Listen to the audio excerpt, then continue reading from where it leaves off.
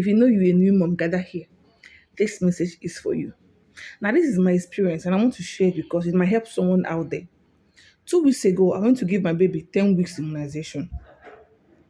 Getting to the hospital, everything was fine. They gave him the immunization. So, but he started crying out of the pain of the injection. So I took my baby and I breastfed him. After breastfeeding him, we went home. The upper week is his dedication. So I and my husband, we stopped at a wine shop to get wine for the dedication. So I left the baby with my husband. You know, women now, we know how to price before they will cheat my man. So I went to a price, I left the baby with him. So when I get back, I took my baby. I noticed one thing. His lips were as if there were no blood there. It was as if his lips were shining white. That was the first thing I noticed. I started noticing the way he was breathing, like as if he was gasping for breath. I told my husband, babe, that's how this baby is doing. Oh. He was like, there's nothing wrong with him. So when we got home, it became more serious. He was gasping for breath. He could not breathe well. I told him this one is no more ordinary, it's no more normal. Please let's take the baby to the hospital. We took him to the hospital. On getting to the hospital, because even I myself, I do some research. Do you understand? And through the research I did, I know that when a baby is flaring up his nose, like is flaring the nose up, it means he's struggling to breathe. When his nose is flaring, it means he's struggling to breathe. So he was flaring the nose. So I said, this one is not normal. Took him to the hospital. Getting to the hospital, we met with the doctor. The doctor noticed exactly the same thing that I noticed. The first thing she did was like, the first thing she said is a respiratory something. I can't really remember the name she called it.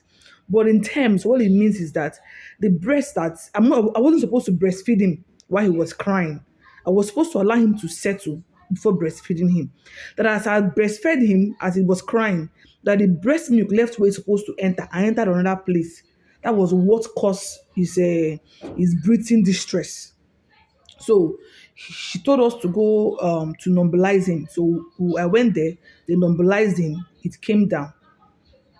The everything was calm. And she said that we need to give him antibiotics because this kind of thing can cause chest infection.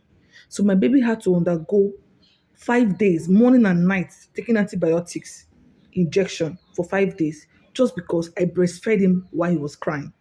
So please, mothers out there, this is a message because I wouldn't want what happened to my baby to happen to somebody else's child.